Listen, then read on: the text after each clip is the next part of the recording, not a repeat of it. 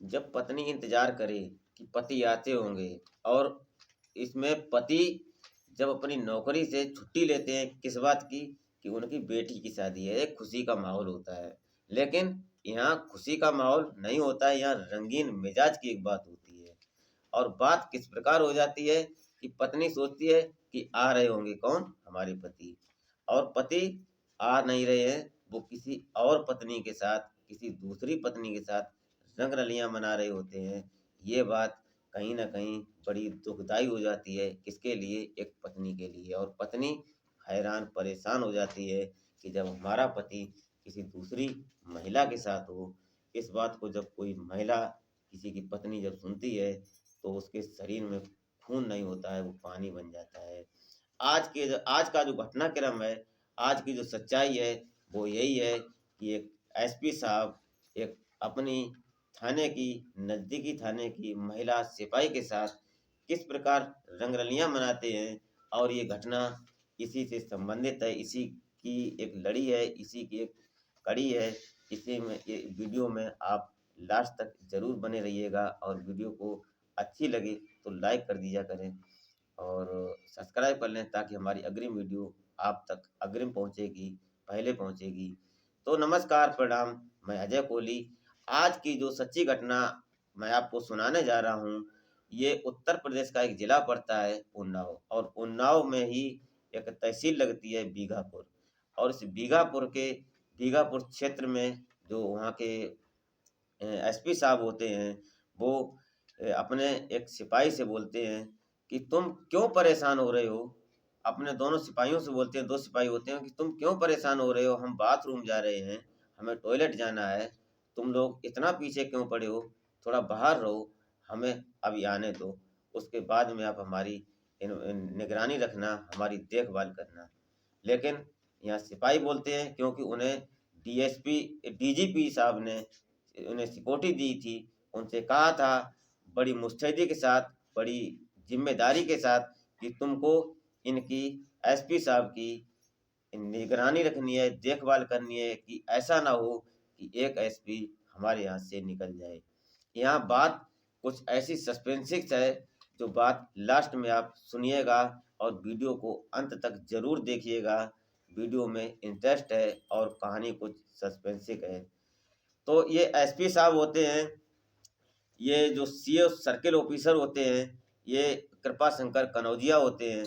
ये इनकी ये छुट्टी मांगते हैं कि हमें 6 तारीख, 6 जुलाई 2021 को एक दिन की छुट्टी चाहिए। अब ये छुट्टी मांगते हैं, किस लिए मांगते हैं, कि इनकी बेटी की शादी है। अब बेटी की शादी के लिए एसपी साहब छुट्टी मांगते हैं, लेकिन छुट्टी एक दिन की होती है। अब जो डीएसपी साहब होते हैं, वो छुट्टी देने के लिए इन्हें तैयार हो जाते हैं, क्योंकि एक बेटी की शादी के लिए बहुत बड़ी एक बात होती है, एक बाप के लिए।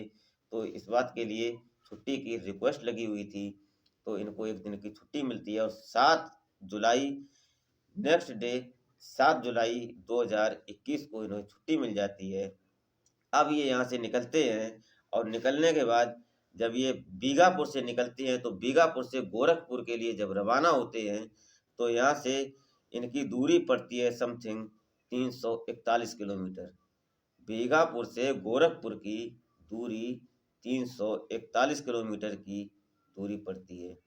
अब इस दूरी के बीच जो टाइम था, सस्पेंस था, यहीं पर हो जाता है कि ये जो एसपी साहब होते हैं, ये ड्यूटी से छुट्टी लेकर जब अपने घर के लिए रवाना होते हैं, तो यहाँ पर एक कहानी बन जाती है कि जब ये कानपुर पहुँचते हैं, तो जो ये एसपी साहब होते हैं, इनके घर से फ़ोन आता है, क्या नाम है, डीएसपी साहब के यहाँ, कि हमारे अभी जो पति देव हैं, जो महिला बोलती है कि वो अभी तक घर नहीं पहुंचे हैं, क्या बात है।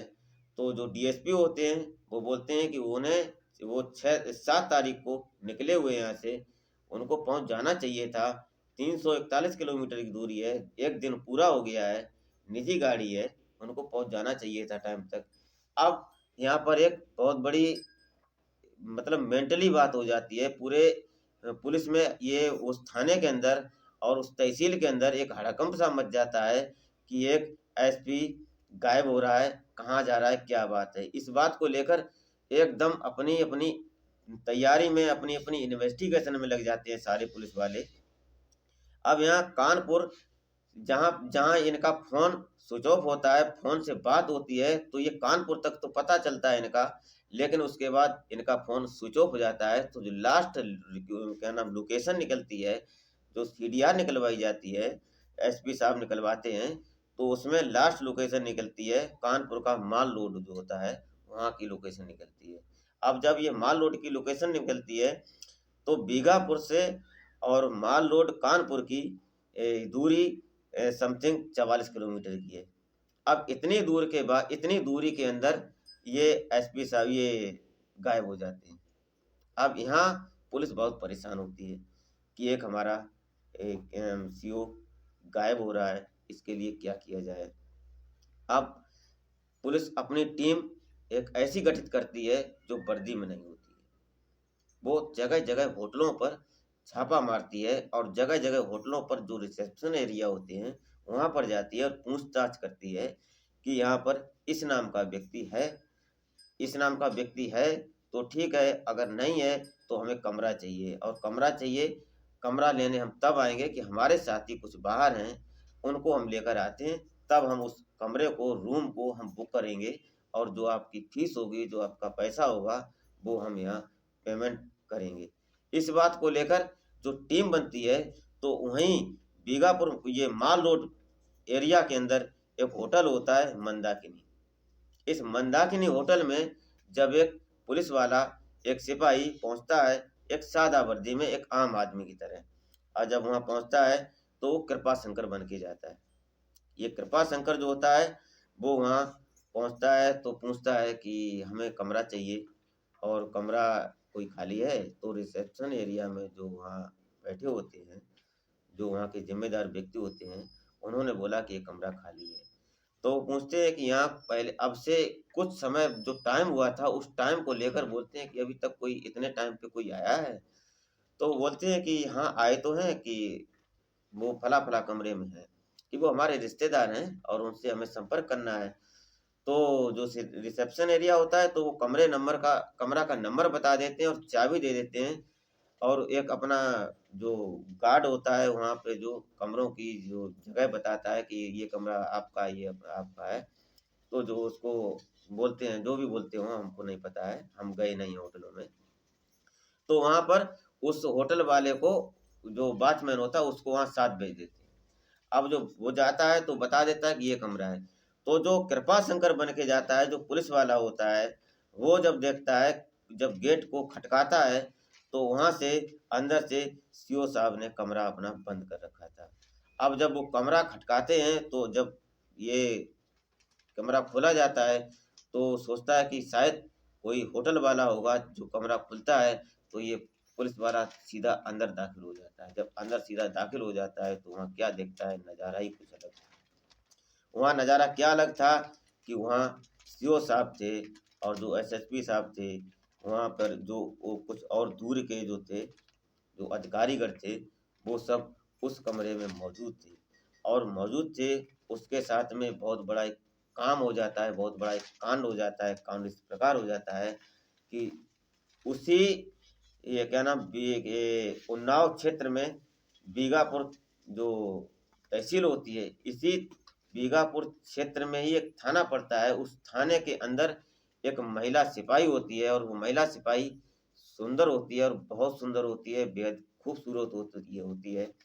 अब वो महिला किसी प्रकार सीओ साहब के चक्कर में पड़ जाती है, और ये सीओ साहब इसके साथ रातें बिताने का काम करते हैं, इसके साथ रंगरलियाँ मनाते हैं, और नेचुरल अननेचुरल संबंध भी बनाते हैं। सब प्रकार का इनके साथ चलता है, प्रेम प्रसंग चलता है। इस बात को लेकर यहाँ आज यही बात हो रही थी, और यही बात थी पूरी टीम। जैसे ही ये कृपा शंकर नाम का जो व्यक्ति बना था, आम आदमी था, ये जब कमरे के अंदर दाखिल होता है, तो क्या देखता है कि वहाँ बड़े बड़े अधिकारीगण हैं, और उनके साथ में ये एक महिला है। और इस महिला को जब देखा उसने, तो उसके पैरों तले जमीन खिसक गई कि ये सब हो क्या रहा है। इतना देखते ही देखते पूरी टीम उस कमरे के अंदर दाखिल हो जाती है, और जब अंदर दाखिल हो जाती है तो जो अधिकारीगण थे, जो सीनियर ऑफिसर थे, वो अपने मुंह पर कोई गमछा बांध लेता है, कोई जो वहाँ बेड पर पड़ी हुई चादर थी वो बांध लेता है, कोई मास्क लगा लेता है, वगैरह वगैरह अपना चेहरा ढकने का काम करते हैं। लेकिन क्या करें, समय था, और समय इस प्रकार था कि कहा नहीं जा सकता है। जवानी कहीं भी फूट सकती है और जवानी कुछ भी करवा सकती है। इसी को कहते हैं कि जो रियल हो उसे ही वही सही है, वरना कानून अपना रियलिटी दिखा देती है। कानून बहुत बड़ी चीज़ है।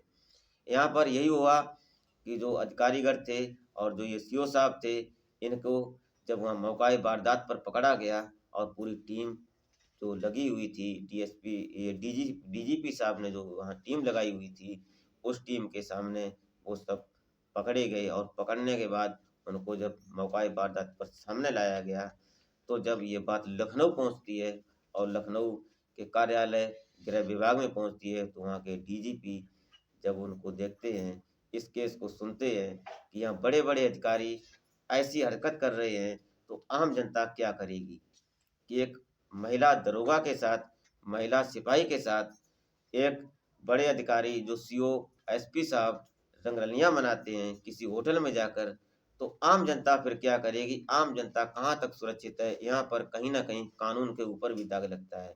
इस दाग को छुटाने के लिए और अपनी ड्यूटी निभाने के लिए जब डीजीपी साहब ने तुरंत आदेश दिया एएसपी शशि शेखर सिंह को, और जब शशि शेखर सिंह इस बात की इन्वेस्टिगेशन करते हैं, और जब जो पूरे साक्ष्य और सबूत होते हैं, उन साक्ष्य और सबूतों को जब जुटाते हैं ये शशि शेखर साहब जो एएसपी होते हैं, तो पता चलता है कि इसमें कहीं ना कहीं रियल सत्यता थी, और ये सत्यता हकीकत में बदल जाती है। अब यहाँ पर जो सीओ साहब होते हैं, एसपी साहब होते हैं, ये कहीं ना कहीं ड्यूटी से डिसमिस भी हैं अभी। और जो महिला होती है वो कुछ दिनों की जब सोशल मीडिया पर बात चढ़ जाती है, तो सोशल मीडिया एक ऐसी जगह है कि यहाँ पर चढ़ने के बाद कोई बचता नहीं है। कानून, हम आम जनता कोई भी हो, कोई भी किसी भी क्षेत्र का कोई भी व्यक्ति हो, अगर सोशल मीडिया पर चढ़ गया तो फिर वो चढ़ गया। आज सोशल मीडिया बहुत बड़ा काम कर रही है, बहुत बड़ा रोल निभा रही है। आज यहाँ यही हुआ।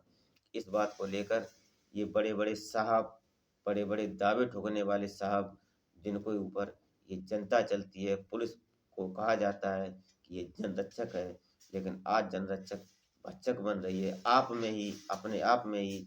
तो कहाँ जनता बचती है? इस बात को लेकर डीजीपी साहब ने बहुत बड़ा आदेश दिया, और एएसपी शशि शेखर साहब जो होते हैं वो इस केस की इन्वेस्टिगेशन करते हैं, और इस केस की इन्वेस्टिगेशन में जो साक्ष्य सामने आए, उन साक्ष्यों को लेकर जो महिला सिपाही होती है वो मंगलवार को एक रिक्वेस्ट लगाती है कि हमें छुट्टी चाहिए, किसी कारणवश हमें मतलब दर्द है या पीड़ा है, किसी कारणवश वो छुट्टी लगाती है, और उस मंगलवार को छुट्टी पड़ जाती है, और बुधवार को उसको छुट्टी मिल जाती है। इस महिला की छुट्टी रिक्वेस्ट क्लियर हो जाती है, लेकिन क्या करे, जो किया है उसका पछतावा तो करना ही है, क्योंकि ये महिला थी और सोशल मीडिया पर इस समय वो वायरल थी इस बात को लेकर। लेकिन समय कोरोना काल का चल रहा था, कोई भी आम व्यक्ति, आम जनता इधर उधर झांक नहीं सकती थी, पुलिस भी एक्टिव थी।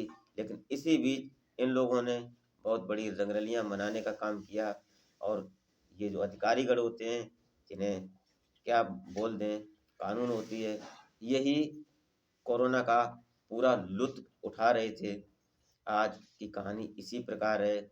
इस घटनाक्रम को सुनाने का उद्देश्य आपको हैरान परेशान करना नहीं है, नहीं कोई पुलिस पर सवालिया निशान लगाने का है। सिर्फ और सिर्फ आपको सचेत करना है, और जनता को जागरूक करने का मतलब मेरा अंदेशा है, नहीं आपको हैरान परेशान करना है। जो सत्यता है वो सच है। सो धन्यवाद, नमस्कार।